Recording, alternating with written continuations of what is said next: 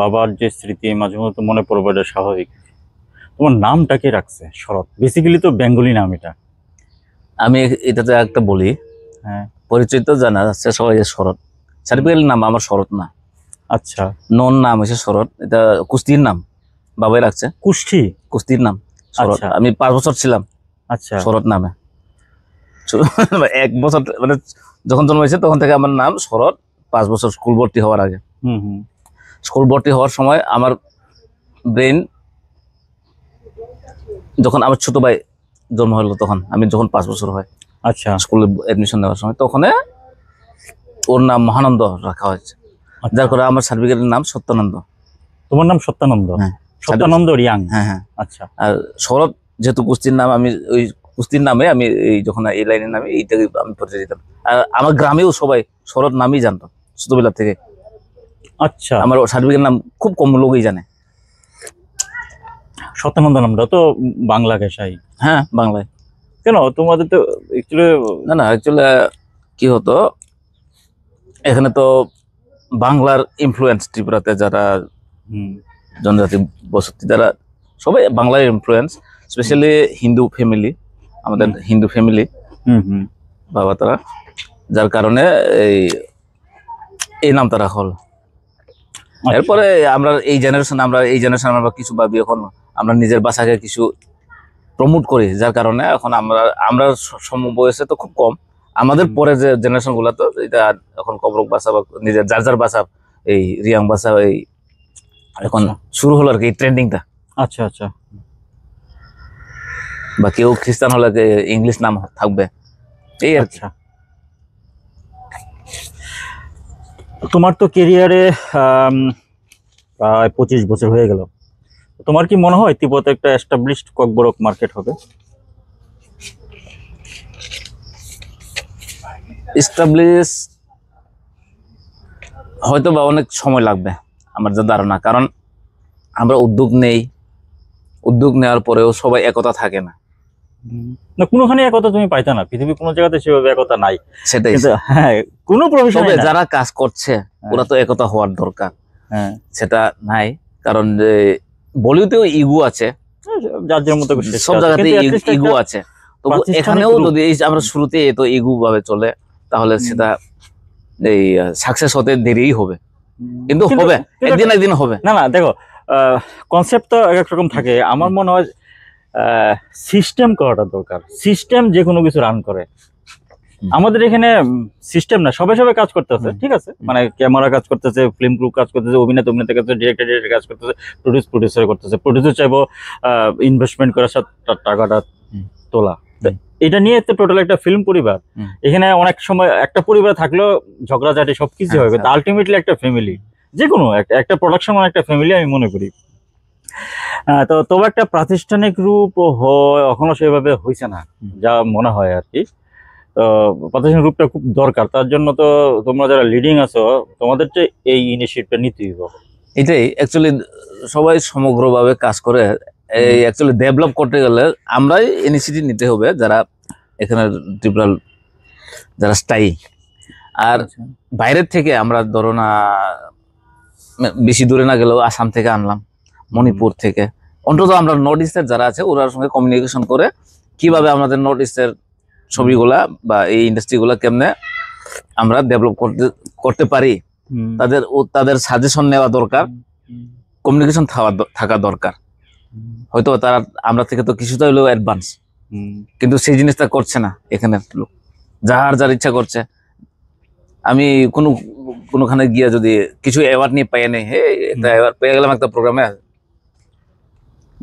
কাজ তো কাজের না, কিন্তু অ্যাওয়ার্ড পেয়ে গেল, সেটা সেভাবে হয়ে থাকে। যদি ন্যাশনাল লেভেলে যদি অ্যাওয়ার্ড পেয়ে থাকে সেটা তো ঠিক আছে, আমি সেটার উপর কিছু বলবো না। কিন্তু লোকালে অনেক কিছু ক্রেডিট নেওয়া বা কিছু প্রজেক্ট বের করে গভর্নমেন্ট থেকে এই মানে অ্যাডভান্টেজ নেওয়া, বুঝো, সেইগুলা করে তো ডেভেলপ হবে না। ইনফ্রাস্ট্রাকচার যদি গভর্নমেন্ট থেকে যদি আমরা দাবি করতে হয়, ইনফ্রাস্ট্রাকচার জন্য দাবি করতে হবে। শুধু এই যেমন ধরুন আমি বলি, এখানে যেমন আমরা সিনেমার ক্ষেত্রেও না, অন্য আর্টিস্ট যারা ফোক আর্টিস্ট, ওদের কত দেওয়া হয়? 500 টাকা, বেশি হলেও 1000। তার বেশি পাচ্ছে না, কিন্তু ঐতিহ্য নিয়ে তারা যদি পারফর্ম করছে ওই আর্টিস্টরা, তাহলে তারা পাওয়া দরকার, তারা বাড়ি দেওয়া দরকার। ও আচ্ছা, একটা কথা এখন মনে করো, জাস্ট আমি একটা গানের হিসাবে দিচ্ছি, একটা গান তোমার মোটামুটি বাজেট কত থাকে একটা গানের জন্য ফর সিঙ্গেল? একটা গানের বাজেট থাকে ম্যাক্সিমাম 60,000 বা 45 থেকে 60 অবধি এখন। হ্যাঁ, মানে ইনক্লুডিং ভিডিও। যেমন তুমি পার সং বলছো তো? হ্যাঁ, পার সং। এখন হ্যাঁ, আমরা যখন শুরু করছি একদিন আমি 3টা করে, এই যে সুরভি গানটা করলাম একদিনে 3টা শুটও করছি। তোমাদের এটা বাজার আমার জানা আছে, মানে আমরা কত ফ্রি কাজ করছি, সেম প্রোডিউসার। হ্যাঁ, যখন আমি এই রেঞ্জটা আমি আমি প্রথম বাড়ালাম, কিন্তু যখন সালমান অনর পরে, সালমান অনর মোটামুটি অন্যদের থেকে সালমান অনর বাজেট বেশি ছিল। হ্যাঁ, এটা ঠিক। হ্যাঁ, অন্যটা আরো যেমন মনোসাউদি আরো হতো, তখন আরো কম ছিল। হ্যাঁ, তারপর নিতাই বর্মন যখন আসলো একটু বাড়ালো, কিন্তু তারপরে আমি আসলাম কিছু তো আরো বাড়িয়ে দিলাম। এবার আর্টিস্ট গুলা পাচ্ছে শুধু অডিও, এখন অডিও যদি দরকার, অডিও যদি বানায়, অডিওতে লাগবে অ্যাপ্রক্স 15,000 লাগবেই বর্তমানে পার সং। হ্যাঁ, আচ্ছা, তো মোটামুটি এইদিকে ভিডিও মোটামুটি যারা প্রফেশনালি যারা প্রথম গান গাইতেছে, আমি স্পেসিফিক নাম উল্লেখ করার দরকার নাই, মোটা হাইয়েস্ট পেইড এরকম পায় পার সং সিঙ্গার তো 5,000 সিঙ্গার 5,000। আচ্ছা, টপ সিঙ্গার, মেল হোক ফিমেল হোক না? আচ্ছা, আর অ্যাক্টরসরা 10,000 10, 8, মানে 7 মিনিমাম অ্যাপ্রক্স থাকে। মানে এটা ডিলিং এর উপরে থাকে। এটা তো বুঝি, যেমন আমি এটা কত সময় ইনভেস্ট থাকতে হবে, ইনভলভ থাকতে হবে, সেই ক্ষেত্রে নিয়ে 10,000 হয় টপ, মানে পার সং হিসাবে যদি গেলে। আর যদি মনে করো যে স্টোরি লিখলো বা যে ডিরেকশন করলো, ওর রিমুনারেশনটা কিরকম এখানে অ্যাপ্রক্সিমেট? এখানে অ্যাকচুয়ালি প্রাইভেট সেকশনে সেইগুলোকে এত প্রায়োরিটি দেওয়া হয়েছে না এই যে লেখালেখিতে, যার কারণে 1,000 2,000 দিয়েও গান হয়ে যায়। আর যদি গভর্নমেন্টে গেলে সেটা হয়তো বা, যেমন একটা গভর্নমেন্টের কথা আমি বাদে দিই, গভর্নমেন্ট সেভাবে তো কিছু করে না, কিছু কিছু অফিস ডকুমেন্টের বা যেগুলো এগুলো অনেক সময় দিলের উপরে, সেটা দিলের উপরে থাকে। হ্যাঁ, ওইটা তো ঠিক আছে, আমি বাদ দিলাম, ওইটা তারা ঠান্ডা বক্সে ফেলায় রেখে দেয়। কয়টা আমরা তোমার বলো টিআরআই ছবি দেখছি বা দেখায়, আইসিটি যে ছবিগুলো করছে যতটুকুই করছে, বেশি করছে না, কয়টা দেখাইতেছে তোমার মার্কেটে? বা আমরা কোনো অ্যাক্সেসই নাই এগুলো গভর্নমেন্টের ছবিগুলো।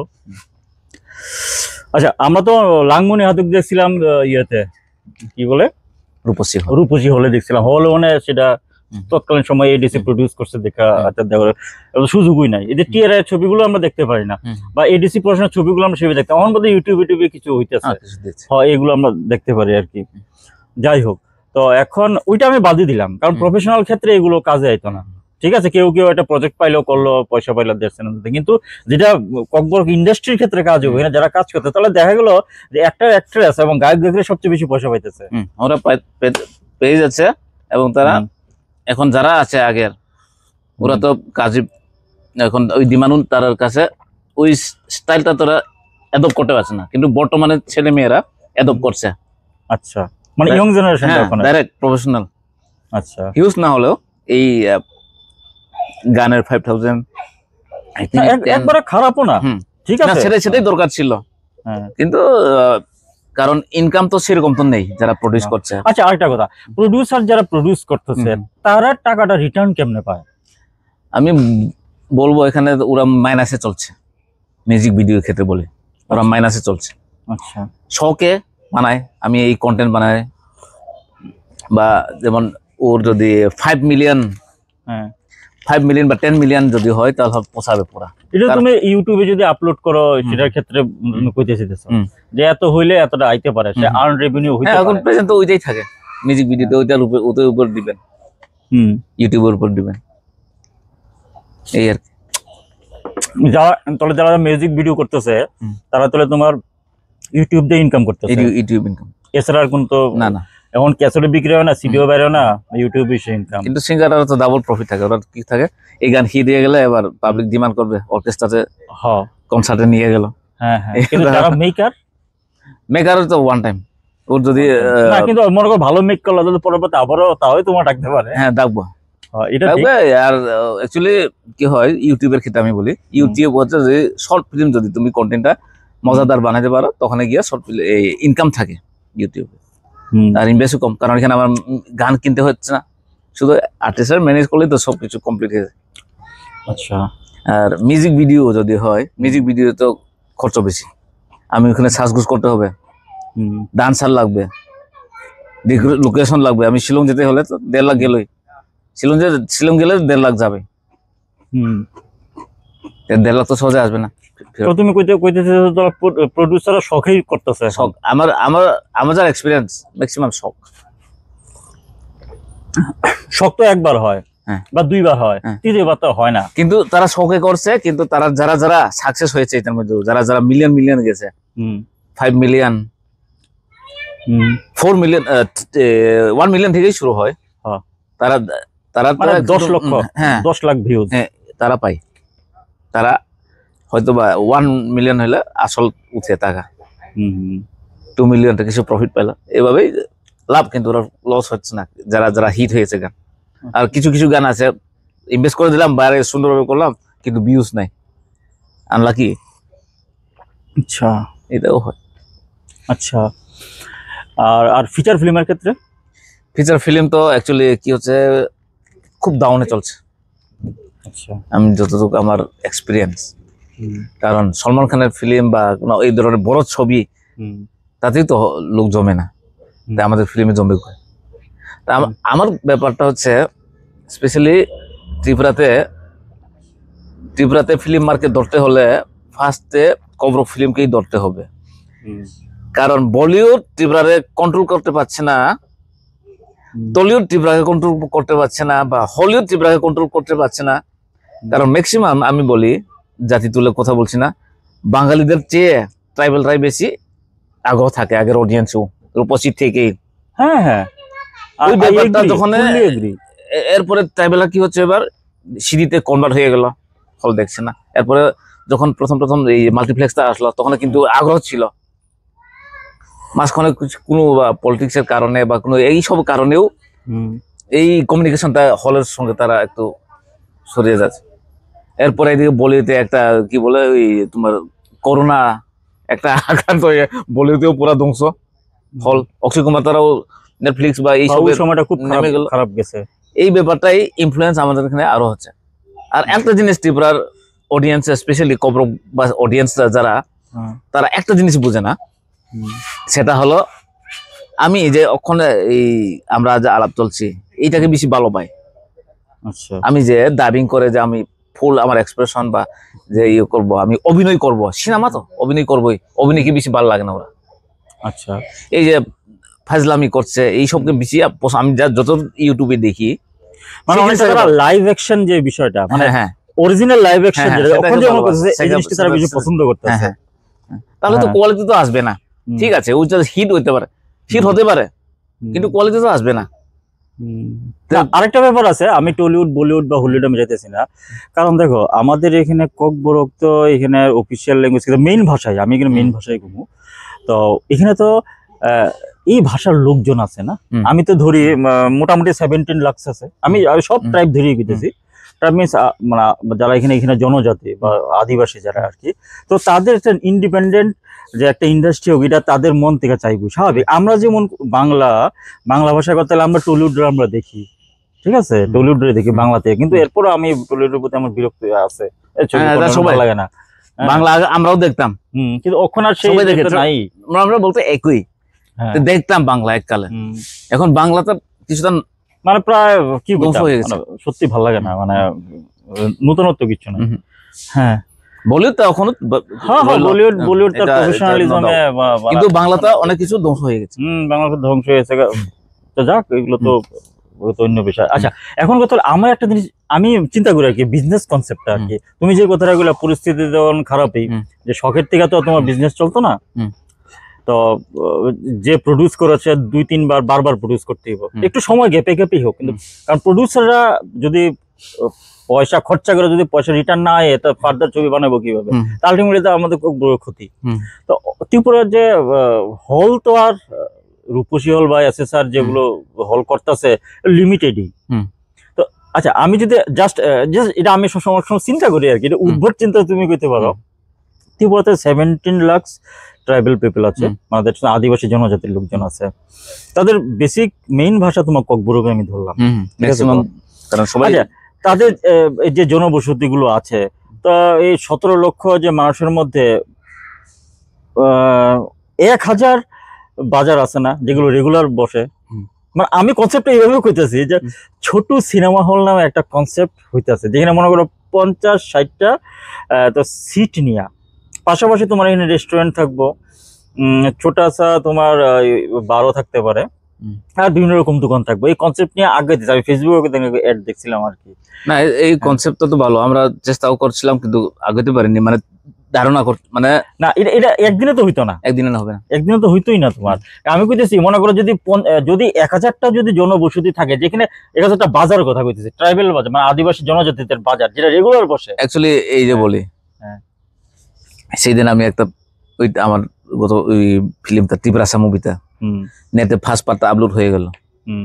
আপলোড হওয়ার পরে দেখি এইটা 1 লাখ ক্রস করলো। হ্যাঁ দেখলাম, আমিও দেখছি যে এই 1 লাখ ক্রস করলো। এগুলা যদি হলে গিয়া এসে যদি দেখে, তাহলে আমার কি টেনশন ছিল।